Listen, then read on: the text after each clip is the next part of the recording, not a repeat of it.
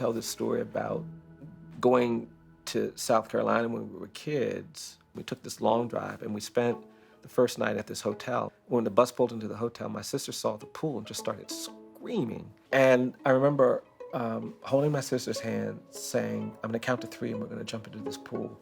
And the white kids in the pool and the parents were kind of looking at us, but I wasn't paying them any attention. We saw a pool.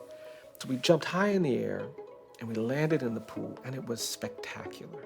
And it took me a minute before I realized that people were going crazy.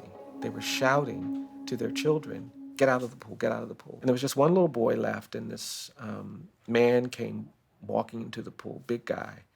And this little boy was just standing there, and the man snatched the boy up by the arm, and the little boy started crying. And I was so stunned by it. I turned to the man and I said, what's wrong? And the man looked at me and he said, you're wrong, nigger.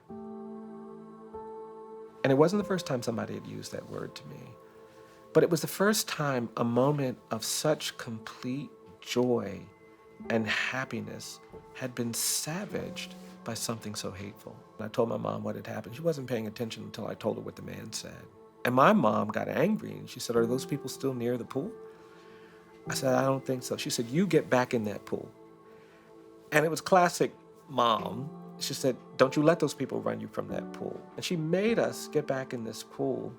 The thing I remember most about that trip was getting back in the pool and standing in a corner, holding my sister's hand, desperately trying not to cry.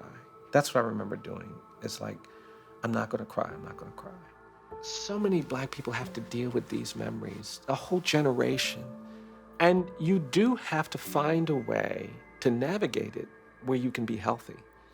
And so you laugh.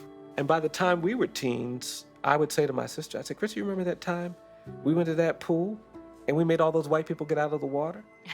And my sister would do this thing where if our friends were around, she would say, yeah, y'all, we went down to that pool and I got on the edge of that pool and I said, all y'all white people get out. People laugh in spaces of abject distress because it's a way of holding on to their humanity. I'll never forget what happened that day we got in the pool. My sister and I, we still talk about it. But what I'm wondering is, do the white kids remember the day their parents made them get out of the pool because 2 little Black kids got in? Mm-hmm. And I want them to remember. And I want them to talk about the fact that they did something wrong.